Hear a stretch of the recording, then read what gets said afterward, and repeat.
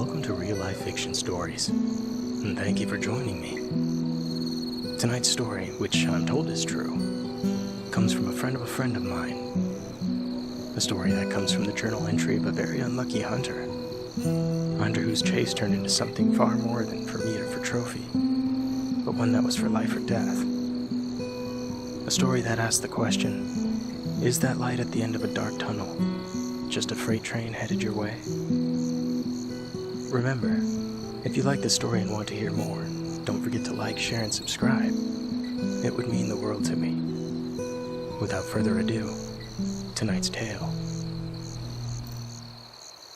I'm writing this because, best case scenario, I've got notes on the next bestseller. Worst case, the archaeologists that dig me up out of here won't have to guess.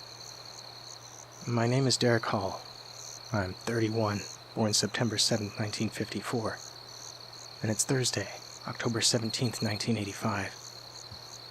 It was yesterday when I entered this cavern. I'd been out hunting this area when I managed to shoot a beautiful-looking buck 30 yards from me.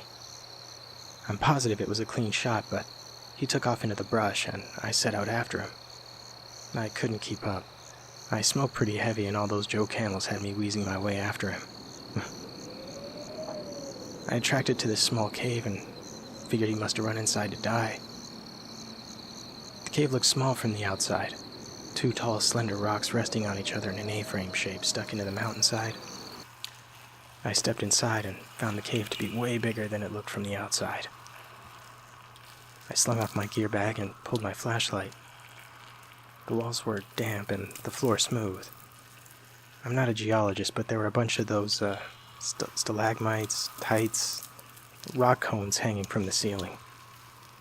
The buck had left a trail of blood for me to follow, and I did, deeper into the black. The passageway narrowed into an opening about 3 feet wide and 6 feet high.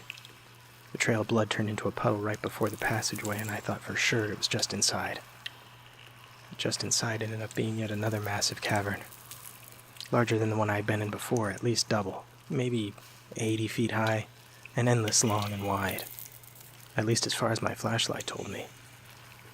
I set my rifle down and I lit a cigarette, taking in the cavern around me. I was looking up and had been so focused on those damn formations on the ceiling I didn't notice what was right in front of me. I had taken a step forward and my foot slipped down a ledge, causing me to stumble. I threw out my hand, but there was nothing there, and I tumbled forward. I only fell long enough for me to sort of half scream, "Oh shit!" before the wind was knocked out of me when I landed on my back. I caught my breath and thank God nothing was broken, but man did I feel like I had been hit by a car. I looked around for my flashlight, but I didn't want to go too far off in case another pit was around me or it turned out I was balanced on some rock bridge 1,000 feet up from literal rock bottom. I had never needed a cigarette so badly in my life. I pulled my pack out of my pocket and my lighter stashed inside it next to the remaining cigarettes and lit one up. First drag never tasted so good. As I exhaled, I realized that I'd been an idiot and relit the lighter and began to look around me.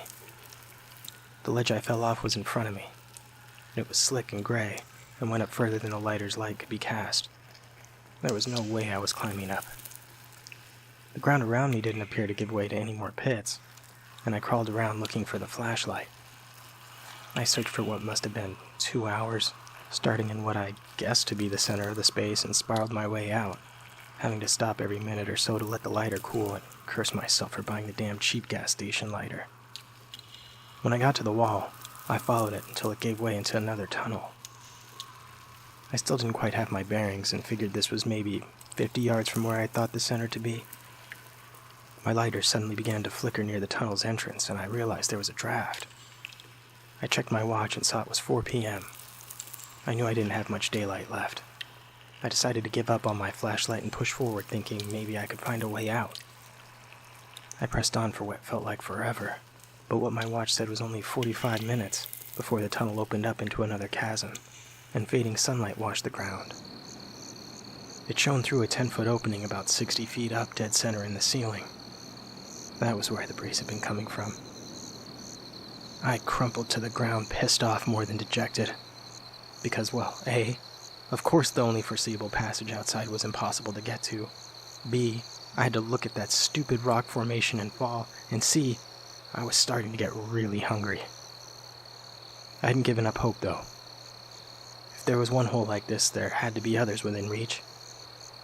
The chamber was green with moss and small plants that had come in through the opening. There was also a large pile of dead branches and pine cones from the trees above. I've decided to make camp here for the night, then start again in the morning. I will gather some of the branches and make a fire, eat the last of my jerky, and drink half of my canteen before falling asleep on my pack.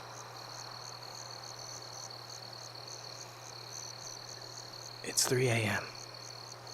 I hesitate to write this because I'm not sure I believe what happened myself. I'm sure as hell positive that whoever reads this will be sure I'm crazy. But nevertheless, I have to.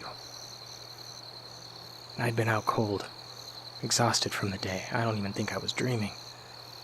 Out of nowhere, my eyes lit up like someone had a flashlight pressed directly onto my eyeballs. My eyes shot open and squinted immediately, and the light disappeared. I was still blinded, and when my eyes adjusted again, I was surrounded by black. I flicked my lighter, but still I was alone. I'm shivering now. It's so cold. I stirred the coals of my dying fire and threw on more pine cones and twigs, and looked around. I am definitely alone. I don't know if it's some sort of delusion or whatever you call it, but I can't shake the feeling that someone had come up on me in the night. For what? I don't know.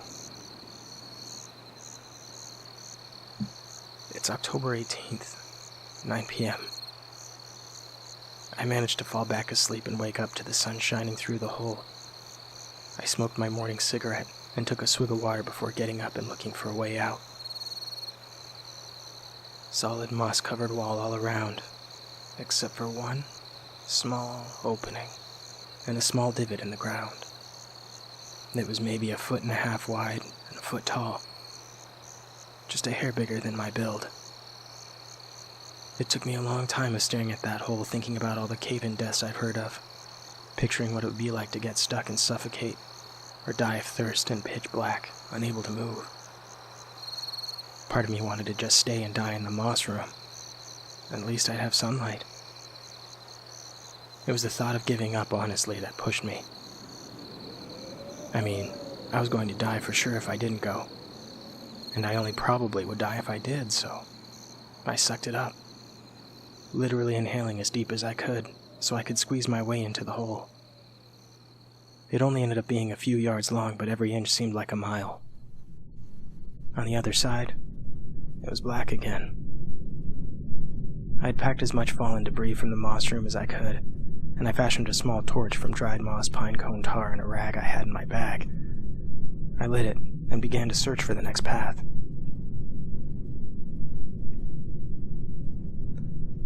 The small tunnel had opened up into a larger one, though I could still run each of my hands along either wall at the same time. At least I could stand.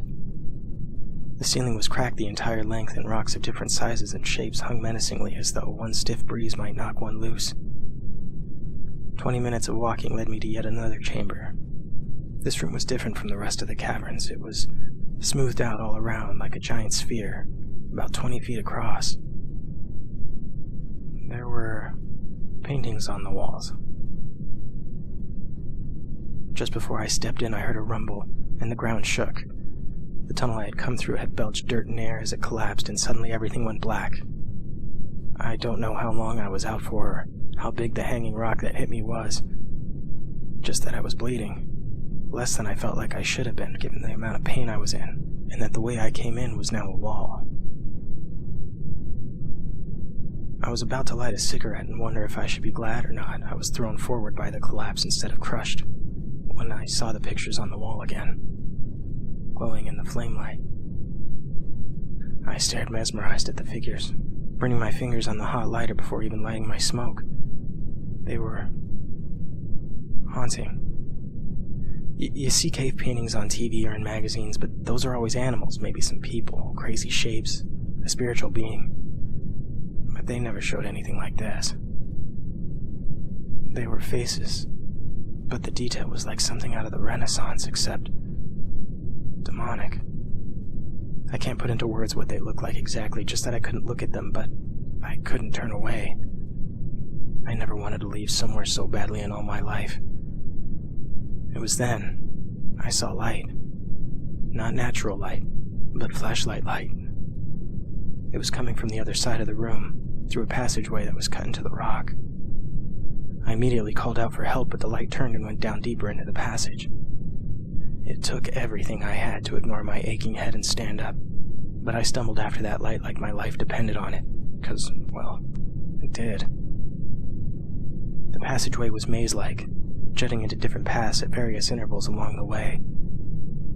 I kept my eyes on the ever-fading light and followed it, not taking the time to light my lighter for better vision. I screamed and I screamed and I begged with the light, pleaded with it to stop. Just please stop, I needed help. It seemed to wait for me for a bit before moving on, and no matter how close I got to it, it never waited long enough for me to catch up. I didn't know if we were going in circles or how long I had been after it, but my voice was gone and my legs and head throbbed to where I threw up. Finally, I collapsed, exhausted, and the light just kept going. That was hours ago. I don't know where I am now, still somewhere in this godforsaken maze. I don't want to walk anymore. I just want to go home. It's 1 a.m. I don't know how, but I managed to fall asleep. God, why did I have to fall asleep? Something has bitten into my legs. God, I don't know why I didn't wake up. I closed my eyes for a second and something bit into my legs. I can't walk. There are large chunks of each of my calves missing. My pants are shredded, and there's blood everywhere. My lighter is almost dead. I don't want to die alone. It's 3 a.m. The light is back. I tried to crawl to it, but I'm so weak. I can't scream. I have no voice and no more water.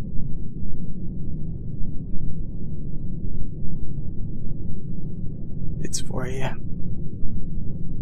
The light never moved. I lay on the floor and whoever held it rolled it over to me. And it is my flashlight. And it has blood on it, and it is not from me. I don't want to turn the light off. My lighter is dead. It's 5 a.m. My flashlight is dying. There's noises in the passageways. Something is surrounding me. They laugh and whisper to each other. They follow the shadows in. My light is almost dead. Oh God, my light is dying.